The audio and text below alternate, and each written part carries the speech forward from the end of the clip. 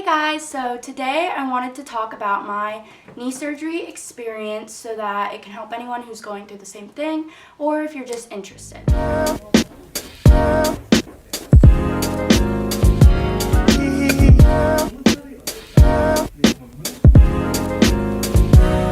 So first, I just wanted to give a bit of background when I first started having knee problems. So in 2009, I was about 9 I think, I first dislocated my kneecap during dance class, and when I dislocated it, the kneecap was actually all the way over here, and it was like a concave hole here. And so they had to have someone push it back in, and I was in a knee brace for a while. And then it kept happening about once a year, every year, leading up to 2012, when I was 12. And so that year, I decided to get a knee surgery to prevent this problem from happening, but at the time I was still growing. I was only 12, so they said that I could still have problems. So in 2012, I got a knee surgery. This scar here is from it, and then there's one here and here, but you can't really see them. And that knee surgery, at the time I remember it being, they told me that I had an MCL tear and that they were gonna stitch it. And then there was bone fragments from dislocations over here, so they were taking out those bone fragments. Fast forward to last year when I went to the doctor, and they said they looked at the surgical procedures and there wasn't anything about an MCL, and they just tightened up the ligaments. So if you're getting a knee surgery, make sure you know what you're getting done, because at the time I was only 12 and I didn't know to ask exactly what was going on, but that's important. And so basically then in about 2015, I had that surgery and everything was going well afterwards. I was able to do sports, but I kind of held back a bit because I was scared of dislocating my kneecap. So then in 2015, I joined track. And the second day of practice, we were indoors and we were doing runs, and I made a 180 turn and dislocated my kneecap again, and I was wearing my knee brace. So, and I'll show you what that knee brace looks like. Okay, so at that time, I was wearing this knee brace, which I had been given, that I've been wearing almost a lot of the dislocations in 2010, 2011, 2012, I was wearing this knee brace. It goes over your kneecap like this, and it protects the kneecap from going out. So basically, I was wearing that brace.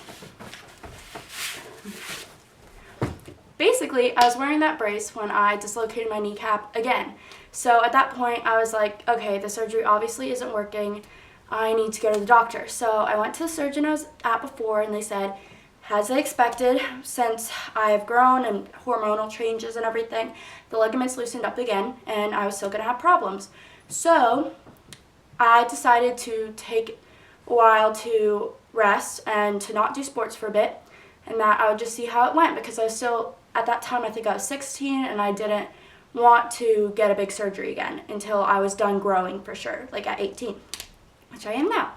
So then, fast forward to this past January, maybe?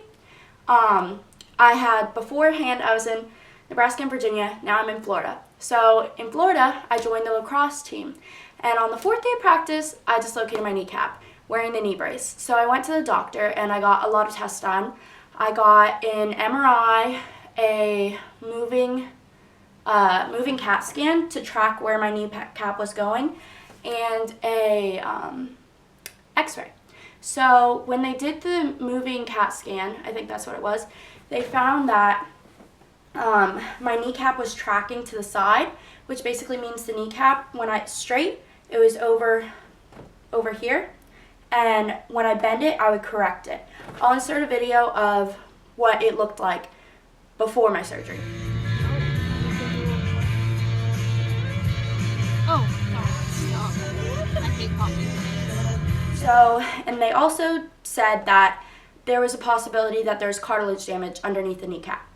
So this summer, I think in July, I went in for surgery, and they told me what they were going to do is they were going to move the tibia, so that, because my tibia was kind of angled this way, and that's why the kneecap was resting over here, and so they were going to move the tibia over here, and there was a possibility they might put in a cadaver ligament, and a possibility that there would be cartilage damage.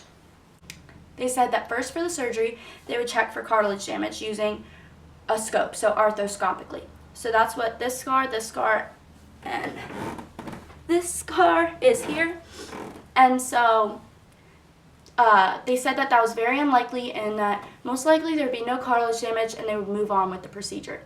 But when I woke up, I had no brace, just a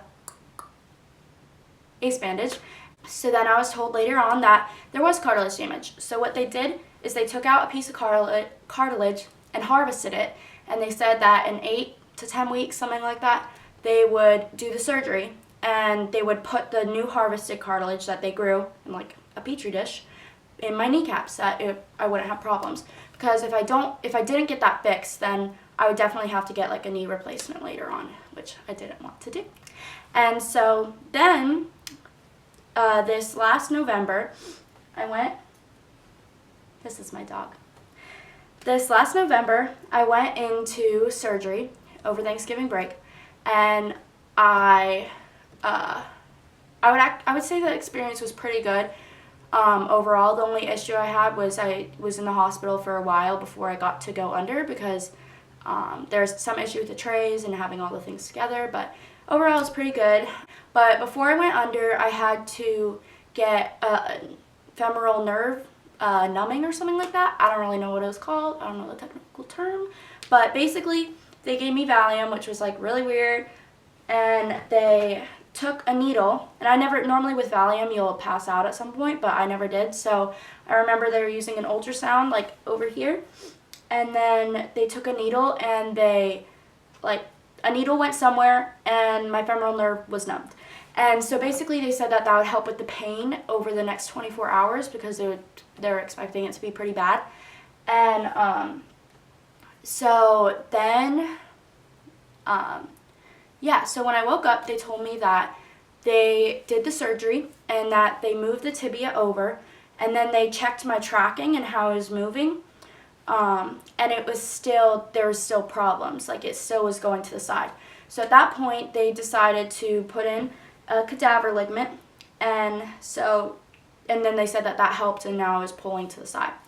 And they also put in the new cartilage underneath the kneecap, and so, also, over the summer when they did the arthroscopic surgery, they told me that there was a video for it, of the scope going under. And so my sister, she's a film major, and she was like, can I please have the video? So I'll insert the video here. It's pretty cool. I don't really know what's going on. I'm not a doctor, but they had a little scope boy silver metal tool like peeking around, and I think it looks like the ocean. So that's cool. And yeah, I would say that the experience was pretty good. Recovery was kind of hard, especially since I had to go back to school after 2 weeks. But it was really, my friends were really helpful, and they gave me pain meds, which helped a bit. Another thing is, after my big surgery, the big one, I had a lot of bruising, especially around behind my knee, and I'll insert some pictures, and around my ankle, which if you're having surgery of this rigor, it's something to expect because there's a lot of, they said it was blood pooling from the surgery and the blood pooling, I don't know. And so the bruises themselves weren't really painful because it wasn't like, it was just pooling, it was basically discoloration. And so that's something you should expect. And initially the scar was really, really gross, like I looked like Frankenstein, and I'll put some pictures here, but over time it's gotten better, and I've been using bio oil, which I would highly recommend, though you can also use Mederma or other things as a scar cream, and I've been rubbing the scar. Okay, so this is what my knee looks like. There's a big scar here obviously, and it's healing pretty well. There's still scar tissue, which I massage a lot and use bio oil on. And here is the scar from my surgery in 2012, and then here's the scar from my latest surgery where they put in the cadaver ligament. And then this is from this summer. It's from this summer when they went in arthroscopically, and that's here too. And then here. And these all look pretty good. And then I don't even know where there's one here from the 2012 surgery and somewhere else. But yeah, overall, they said that it's supposed to heal a lot better because I have really pale skin. But it's really important to massage it, otherwise you get really bad scar tissue. So I've been massaging it, and yeah. Okay, one thing I actually wanted to add in is that after my big surgery, the big one with the big scar, is that I used a CPM machine, which stands for continuous passive motion. And so basically, I'll insert a video here, but it would move my knee slowly so that I was able to get that motion back. And I would start at, I think I started around 35 degrees, and then I moved up every couple days, maybe 5 or 10 degrees, till after a couple weeks I was at 120, and now I'm at almost full motion. I can push back more, but that kind of hurts.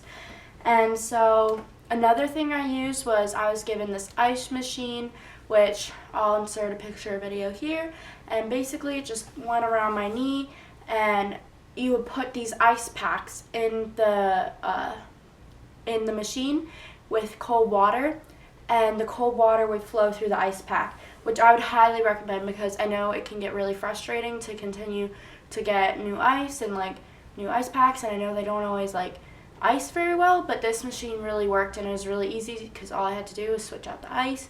And I am probably on week 10 or 11 now, and I have pretty much full mobility, and I can do, are you ready?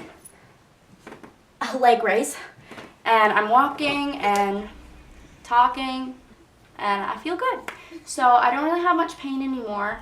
And oh, I'll show you the brace they gave me. For, I think it was 7 weeks, I wore this knee brace, which this is backwards.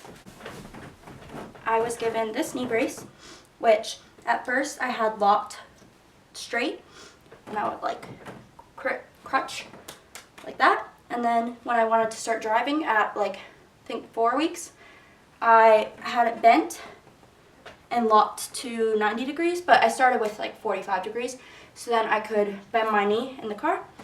And I had that with crutches. I'll show you my crutches because they're pretty cool. But I was given these crutches, which I really like. Everyone thought they were high tech. I got lots of compliments. They have little springs here, so it doesn't hurt your armpits as bad. And yeah, they're nice. They're cool. And I would recommend getting these. They also are at an angle, so especially if you're having a surgery where you're going to be on crutches long term, like not just like a week or two, but I was on crutches for 7 weeks, and so I would recommend getting crutches like these. These are Mopey legs. They really helped. I didn't have any pain with the crutches, which a lot of times you can get a rash or bruising, and I didn't have any pain on my armpits at all until maybe like 5 weeks. And it wasn't my armpits, it was my hands, just from lifting myself in my backpack. But yeah, if you want a video on crutches hacks, I have some that I have compiled over those 7 weeks. So yeah, let me know if you want to see any other videos about my knee surgery experience. If you have any questions, just comment below and let me know. Thanks for watching.